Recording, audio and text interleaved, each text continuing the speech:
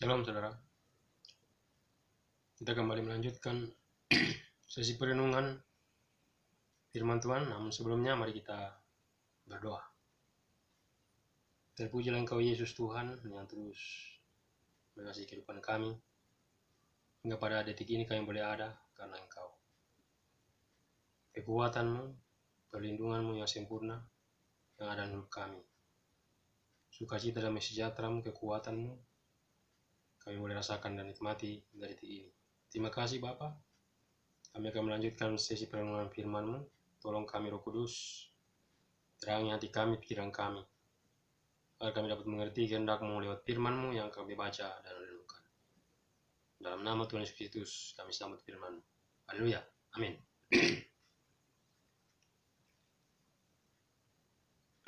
Kali ini kita sudah berada di 1 Korintus pasal 2.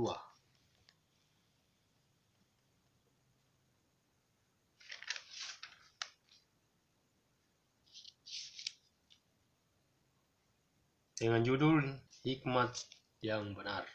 Haleluya. 1 Korintus pasal 2 melihat 6.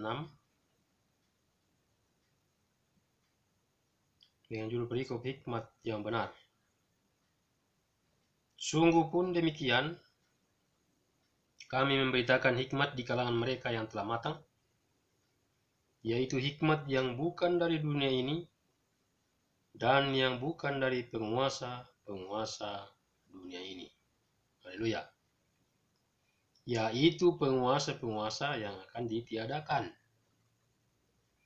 Tetapi yang kami beritakan ialah hikmat Allah yang tersembunyi dan rahasia yang sebelum dunia dijadikan telah disediakan Allah bagi kemuliaan kita.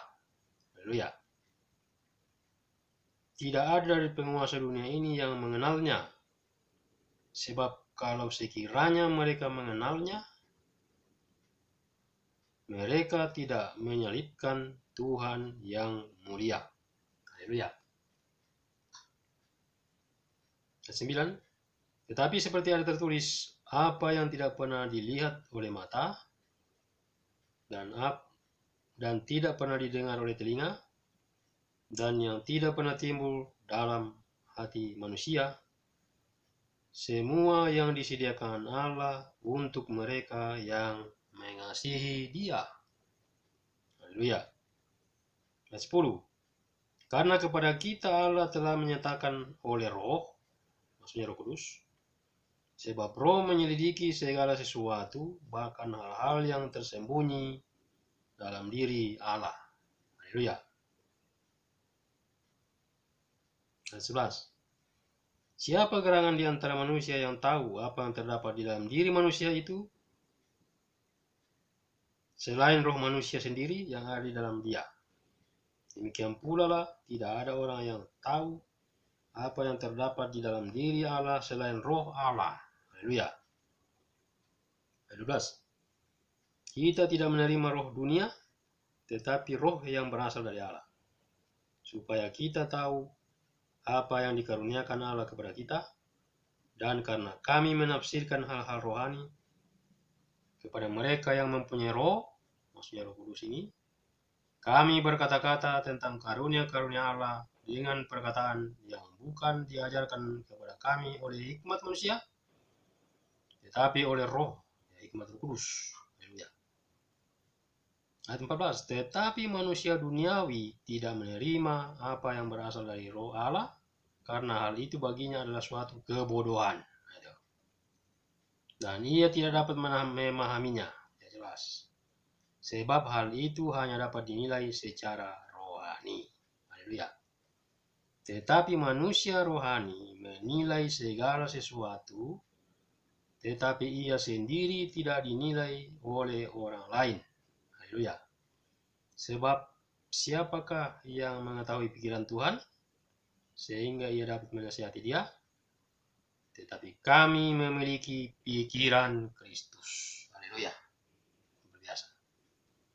Paulus katakan bahwa kami memiliki pikiran Kristus. sedemikian jauh apa yang kita baca dari 1 Korintus 2 ini ayat 6 sampai 15. Judul berikutnya adalah hikmat yang benar. Haleluya. Dikatakan sungguh pun demikian kami memberitakan hikmat di kalangan mereka yang telah matang. Jadi hikmat itu diberitakan kepada orang-orang yang telah matang. Haleluya. Dikatakan hikmat itu bukan dari dunia ini. Haleluya. Dan yang bukan dari penguasa-penguasa dunia ini, yaitu penguasa-penguasa yang akan dia tidakkan. Haleluya. Jadi yang pertama, hikmat itu hanya bisa diberitakan di kalangan mereka yang telah matang. Haleluya. Tetapi yang kami beritakan ialah hikmat Allah yang tersembunyi dan rahasia. Nah, ada rahasia. Tersembunyi dan rahasia yang sebelum dunia dijadikan telah disediakan Allah bagi kemuliaan kita. Haleluya. Bagi kemuliaan kita. Tidak ada dari penguasa dunia ini yang mengenalnya, sebab kalau sekiranya mereka mengenalnya, mereka tidak menyalibkan Tuhan yang mulia. Haleluya. Itu hikmat itu yang dimasukkan oleh Yesus. Tetapi seperti ada tertulis, apa yang tidak pernah dilihat oleh mata, nah itulah hikmat. Dan tidak pernah didengar oleh telinga, dan yang tidak pernah timbul di dalam hati manusia, semua yang disediakan Allah untuk mereka yang mengasihi Dia. Ayat 10. Apa yang memberikan hikmat itu? Tidak lain adalah Roh Kudus. Karena kepada kita Allah telah menyatakan oleh Roh Kudus kepada kita. Dia telah menyatakan, Elohim telah menyatakan. Sebab Roh menyelidiki segala sesuatu, bahkan hal-hal yang tersembunyi dalam diri Allah. Haleluya. Jadi kalau mau mengetahui hal-hal yang tersembunyi dalam diri Allah, harus penuh Roh Kudus. Haleluya. Harus penuh dengan hikmat Roh Kudus, sehingga dapat memahami pribadi Allah atau Elohim. Haleluya. Ada hal yang tersembunyi, itu rahasia. Haleluya. Digambarkan seperti ini. Siapakah gerangan di antara manusia yang tahu apa yang terdapat di dalam diri manusia, selain roh manusia sendiri yang ada di dalam dia? Sama dengan saya. Saya punya roh manusia saya. Yang tahu kan saya. Haleluya. Jadi kalau saudara mau tahu apa yang ada dalam diri saya, saudara harus bersahabat dengan saya, berteman dengan saya. Haleluya. Sama dengan Tuhan juga begitu. Kalau kita mau mengetahui rahasia pribadi Tuhan, kita harus bersahabat dengan Roh Kudus. Haleluya. Kita harus penuh dengan Roh Kudus. Makanya saya katakan mutlak setiap orang percaya harus penuh Roh Kudus. Kembali lagi kepada Efesus 1 ayat 14. Roh Kudus itulah jaminan bagian kita sampai kita memperoleh seluruhnya, yaitu penebusan yang menjadikan kita milik Allah untuk memuji kemuliaannya. Roh Kudus itulah meterai juga. Sejak kita percaya dikatakan dimeteraikan oleh Roh Kudus, itu sudah. Nah, orang-orang yang sudah dimeteraikan Roh Kudus, saya percaya ia pasti dapat mengenal Tuhan dengan benar. Haleluya. Karena yang menyatakan adalah rohnya sendiri. Haleluya. Dikatakan oleh roh. Nah, digambarkan tadi itu roh manusia. Demikian pula lah, tidak ada seorang pun yang tahu apa yang terdapat di dalam diri Allah selain roh Allah. Nah, roh Allah yang tahu. Rohnya. Jadi kalau kita mau kenal Tuhan, kenal Elohim atau Yahweh, lebih dalam lagi, kita harus penuh Roh Kudus. Mau kenal pribadi Yesus, harus penuh Roh Kudus. Nah, Roh Kudus itulah yang akan menyatakan, memberitahukan. Haleluya. Itulah hikmat. Haleluya. Hikmat Roh Kudus. Roh Kudus yang akan memberikan kita hikmat untuk memahami kebenaran, untuk memahami pribadi Tuhan, untuk memahami rencana Tuhan. Haleluya. Nah, sehingga dikatakan ayat 12. Kita tidak menerima roh dunia, tetapi roh yang berasal dari Allah. Haleluya. Supaya kita tahu apa yang dikaruniakan Allah kepada kita. Jadi kalau kita mau tahu apa yang dikaruniakan Allah kepada kita, maka kita harus menerima roh Allah, Roh Kudus. Haleluya. Roh Yesus. Sama saja. Dan karena kami menafsirkan hal-hal yang rohani, kepada mereka yang mempunyai roh. Nah, maksudnya hal-hal rohani itu hanya bisa ditafsirkan kepada orang-orang yang memiliki Roh Kudus, sehingga dia bisa memahami. Haleluya, dikatakan. Dan karena kami menafsirkan hal-hal rohani kepada mereka yang mempunyai roh, maksudnya ini Roh Kudus, ini roh besar, kami berkata-kata tentang karunia-karunia Allah dengan perkataan yang bukan diajarkan kepada kami oleh hikmat manusia, tetapi oleh hikmat Roh Kudus, tetapi oleh Roh Kudus. Nah, itu jadi. Haleluya. Karunia-karunia Allah itu diajarkan kepada orang-orang yang memiliki Roh Kudus. Bukan hikmat manusia, tetapi hikmat Roh Kudus.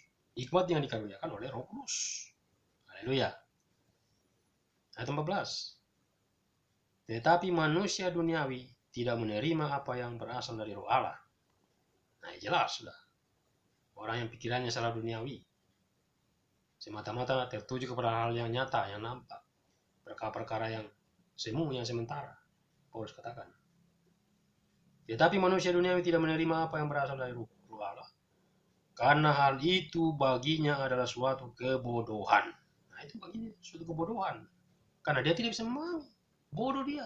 Haleluya. Itu sampai dikatakan bodoh, karena dia tidak bisa memahami, karena dia pikirannya semata-mata duniawi. Penyebabnya apa? Karena dia tidak memiliki Roh Allah. Haleluya. Tidak memiliki Roh Kudus. Haleluya. Tetapi manusia duniawi tidak menerima apa yang berasal dari Roh Allah, karena hal itu baginya adalah suatu kebodohan, dan ia tidak dapat memahaminya. Jelas dia tidak bisa paham. Ia tidak dapat memahaminya, sebab hal itu hanya dapat dinilai secara rohani. Ya. Hal itu hanya dapat dinilai secara rohani. Selanjutnya dikatakan, tetapi manusia rohani menilai segala sesuatu. Ya, manusia rohani itu bisa menilai segala sesuatu. Haleluya. Orang-orang yang sudah lahir baru dalam Tuhan, yang sudah penuh Roh Kudus, haleluya, dia bisa menilai segala sesuatu. Tetapi apa dikatakan? Tetapi ia sendiri tidak dinilai oleh orang lain. Haleluya. Sebab, nah ini, siapakah yang mengetahui pikiran Tuhan sehingga ia dapat menasihati dia? Haleluya. Tetapi kami memiliki pikiran Kristus. Yang jelas, kalau kita sudah memiliki Roh Kudus, pasti kita memiliki pikiran Kristus.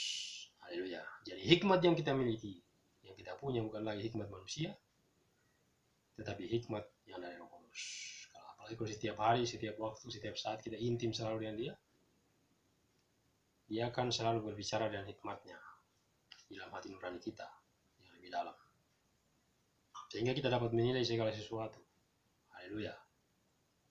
Dikatakan manusia rohani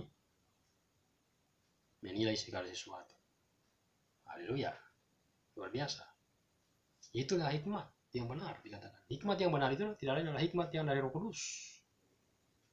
Yaitu bisa menafsirkan hal-hal yang rohani. Rahasia-rahasia kebenaran, rahasia firman Tuhan. Haleluya. Rahasia kerajaan surga bisa tersingkap lewat hikmat Roh Kudus. Rahasia tubuh Kristus. Haleluya.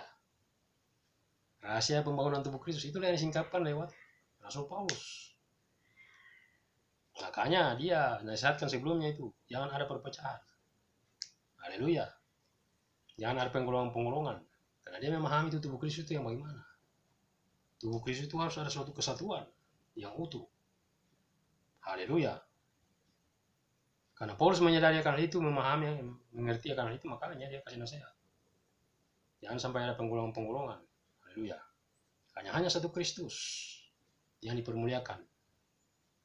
Semua kita tertuju kepada dia. Haleluya. Ya, hikmat yang benar itu tidak adalah hikmat Roh Kudus yang dikerjakan sendiri oleh Roh Kudus, yang diberikan kepada setiap orang yang rendah hati, membuka diri, menerima rohnya, dan selalu bergaul karib intim dengan dia, dengan Roh Kudus dan dengan firman setiap hari, setiap waktu. Hidup dalam pujian penyembahan. Haleluya. Menyerahkan hidupnya sepenuhnya kepada Tuhan untuk dipimpin oleh Roh Kudus, sehingga dia akan bisa memiliki hikmat yang benar. Haleluya. Banyak pengalaman-pengalaman itu. Kesaksian-kesaksian orang-orang yang sudah lahir baru dalam Tuhan, Ada yang tidak memiliki pendidikan sama sekali, bahkan tidak punya sekolah. Tapi karena dia memiliki Roh Kudus, maka dia dapat berhadapan dengan orang-orang teologi. Haleluya. Makanya dikatakan itu sudah. Dia akan membinasakan hikmat orang-orang berhikmat, dan kearifan orang arif akan dilenyapkan. Yang bodoh bagi Allah, yang bodoh bagi dunia dipilih oleh Allah untuk mempermalukan orang-orang berhikmat secara duniawi. Haleluya. Itulah orang yang penuh Roh Kudus. Ya, sungguh luar biasa kita boleh memiliki Roh Tuhan yang dahsyat, karena dikatakan Roh itu ada memiliki segala sesuatu, bahkan hal-hal yang tersembunyi dalam diri Allah. Itu rahasia Elohim, rahasia Kristus, rahasia ya Bapa kita. Jadi kalau mau memahami siapa Tuhan itu, kenallah pribadi Yesus, penuhlah dengan Roh Kudus, karena oleh Roh Kudus akan memberitahukan siapa tuh Yesus. Bukan dia manusia biasa, haleluya.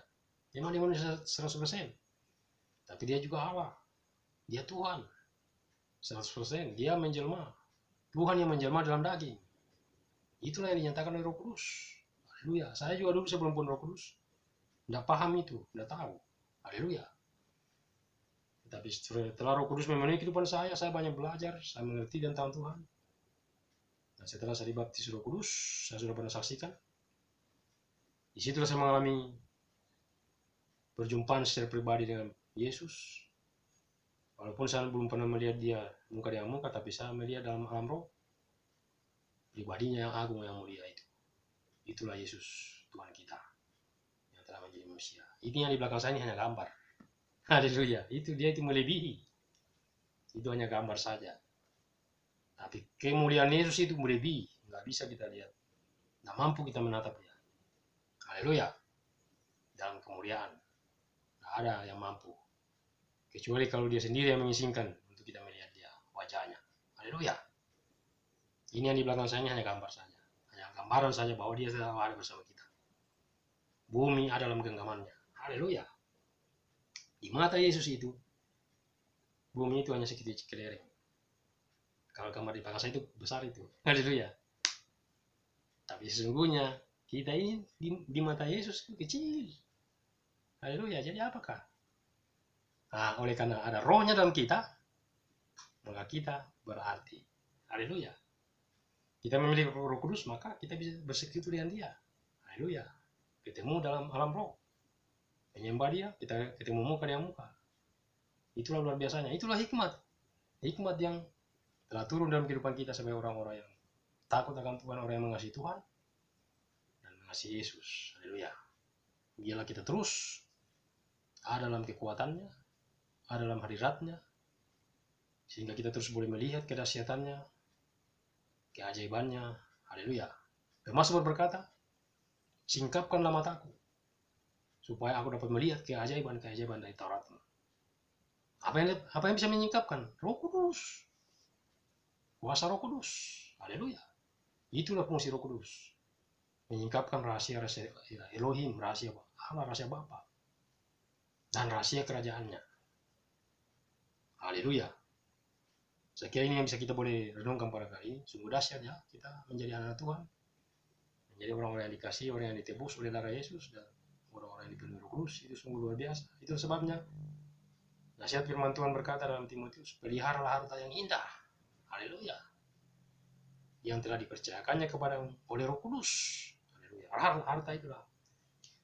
Paulus katakan, maaf, harta ini kami punyai dalam khazanah tangan dia. Haleluya. Itulah harta surgawi. Itulah pribadi Yesus. Itulah hikmat yang kita sudah terima. Haleluya.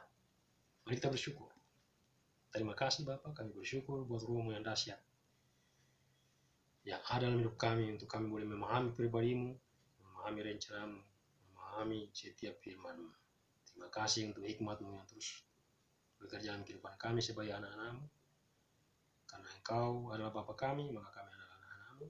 Maka kami berhak menerima warisan-warisan surgawi. Itulah kekayaan-kekayaan surga yang Kau nyatakan lewat kuasa Roh Kudus. Masih ada saya pribadi itu firman-Mu, kami akan semakin memahami kehendak-Mu, rencana-Mu apabila kami terus intim dengan Engkau, dengan Bapa setiap hari, dengan firman-Mu dan dengan Roh. Terima kasih, segala puji, segala hormat, segala kemuliaan kami kembalikan kepada Engkau, Bapa sumber segala hikmat. Biar kekuatan-Mu terus mengalir dalam kehidupan kami, perlindungan-Mu terus nyata bagi umat-Mu, sehingga umat-Mu senantiasa ada dalam hadirat-Mu. Terpuji nama Bapa, dalam nama Tuhan Yesus Kristus kami bersyukur untuk firman-Mu. Haleluya, amin. Demikianlah apa yang boleh kita renungkan pada kali ini. Sampai berjumpa di video selanjutnya. Selamat melanjutkan aktivitas. Immanuel, Allah besar kita. Shalom.